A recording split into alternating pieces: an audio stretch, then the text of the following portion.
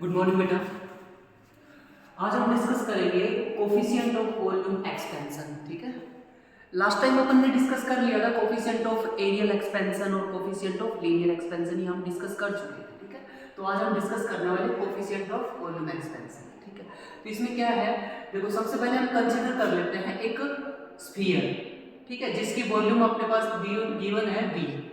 ठीक है, तो जब हम टेम्परेचर को इंक्रीज करते हैं, ठीक है, टेम्परेचर इंक्रीज होने से उसकी वॉल्यूम में जो इंक्रीमेंट आता है वो इंक्रीमेंट आता है डेल्टा वी की। जो फाइनल वॉल्यूम हो गई वो कितनी हो गई, v प्लस डेल्टा वी हो गई। अब ये जो इंक्रीमेंट इन वॉल्यूम है ये कौन कौन से ऐसे फैक्टर हैं जिनके ऊपर डिपेंड करता है। तो इंक्रीमेंट इन वॉल्यूम डिपेंड करता है सबसे पहले तो ओरिजिनल वॉल्यूम। ओरिजिनल वॉल्यूम जितनी ज्यादा होगी डेल्टा वी का वैल्यू उतना ही ज्यादा होगा। तो delta V is proportional to original volume v and also delta v is proportional to rise in temperature। कि टेम्परेचर में कितना इंक्रीमेंट हुआ है, टेम्परेचर जितना ज्यादा चेंज करेंगे वॉल्यूम में उतना ज्यादा चेंज आएगा। तो दो इक्वेशन आ गई आपके पास, delta v proportional to v and दूसरी इक्वेशन है delta v proportional to delta t। दोनों इक्वेशंस को बेटा हम कंबाइन करते हैं तो delta v directly proportional to v delta t। ठीक है, अब डायरेक्टली प्रोपोर्शनल का साइन हटाएंगे तो डायरेक्टली प्रोपोर्शनल का साइन हटा के हम कांस्टेंट का इस्तेमाल करते हैं, ये है कांस्टेंट गामा।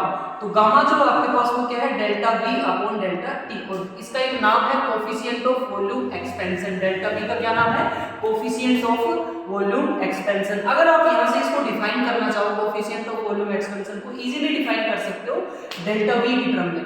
तो it can defined as the change in volume, change in volume per unit original volume per degree rise in temperature. फिर से सुनिएगा क्या कहा मैंने, it can define as the change in volume, change in volume per unit original volume per degree rise in temperature. तो ये जो है आपका coefficient of volume expansion, coefficient of volume expansion. अगर इसकी एसआई यूनिट की बात करें तो एसआई यूनिट क्या हो सकती है इसकी, देखो यहां से हम डिराइव कर सकते हैं डेल्टा v, मतलब ये ऊपर भी वॉल्यूम है नीचे भी वॉल्यूम है, तो इनकी यूनिट तो कुछ बनेगी नहीं, कैंसिल आउट हो जाएगी। केवल और केवल क्या बचेगा आपके पास, राइज इन टेम्परेचर।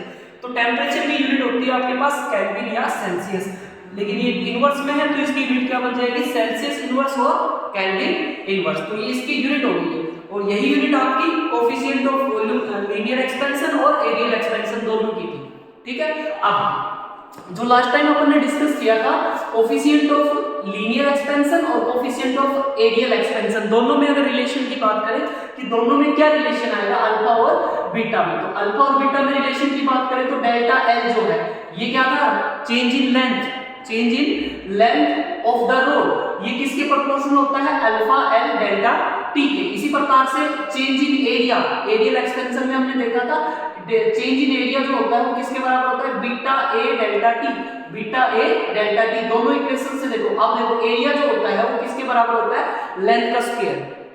ठीक है, अगर हम दोनों तरफ डिफरेंशिएशन कर दे तो एक तरफ आ जाएगा आपका ए का differentiation delta A, L square का क्या होगा, डिफरेंशिएशन क्लियर है सभी को। तो ये जो है आपके 2 आगे आएगा, पावर आगे, पावर में से एक कम और n का क्या हो जाएगा डेल्टा n। तो delta a is equal to 2l delta t। अब डेल्टा a की जो यूनिट जो वैल्यू है हमने ऊपर इक्वेशन नंबर 2 से देखी हुई है कितनी है, beta a delta t, beta a delta t। और जो ये आपके पास है 2l एज इट इज, और डेल्टा l की वैल्यू हम यहां से पुट कर देंगे, डेल्टा l की जो वैल्यू आएगी वो आएगी अल्फा l डेल्टा t। ठीक है, अब ये देखो ध्यान से एल एल, तो ये आ जाएगा आपका एल स्क्वायर, और एल स्क्वायर को लिख सकते हैं हम एरिया। देखो यहाँ पर हम लोग क्या लिख सकते हैं, एल स्क्वायर को एरिया, तो यहाँ हमने एरिया लिख दिया। ये बाकी alpha L delta T as it is आपके पास, तो एरिया से दोनों तरफ कैंसिल आउट हो जाएगा, एरिया डेल्टा टी से डेल्टा टी हो जाएगा, और बीटा बराबर आपके पास आया beta is equal to 2 alpha delta T, sorry beta is equal to 2 alpha और alpha is equal to beta by 2, ये रिलेशन आ गया। तो बेटा अब हम रिलेशन डिस्कस करेंगे अल्फा और गामा में। ठीक है, तो अल्फा और गामा में देखो डेल्टा एल का जो वैल्यू है वो कितना आपके पास, अल्फा एल डेल्टा टी। इसी प्रकार से डेल्टा वी का आज हमने डिराइव किया था वो कितना आया था, delta V is equal to gamma V delta T. दोनों इक्वेशंस को हम यूज करके, ठीक है, क्या लिख सकते हैं, v is equal to L cube, differentiating both side, दोनों तरफ डिफरेंशिएशन करेंगे दोनों को डिफरेंशिएशन करने के बाद क्या आ जाएगा, v डेल्टा v का हो जाएगा डेल्टा v और l का l क्यूब का कितना हो जाएगा 3l स्क्वायर डेल्टा l। तो गामा की जो डेल्टा v का वैल्यू होगा कितना आपके पास, गामा v डेल्टा t हमने पुट कर दिया और डेल्टा l का वैल्यू यहां से पुट कर दिया अल्फा l डेल्टा t। यहां से ये देखो l स्क्वायर और l ये दोनों मिलके बन जाएगा l क्यूब, ठीक है। और इधर क्या आपका वॉल्यूम है, l क्यूब भी वॉल्यूम होता है, v भी वॉल्यूम, दोनों एक दूसरे को कैंसिल आउट कर देंगे, डेल्टा t भी कैंसिल कर देगा।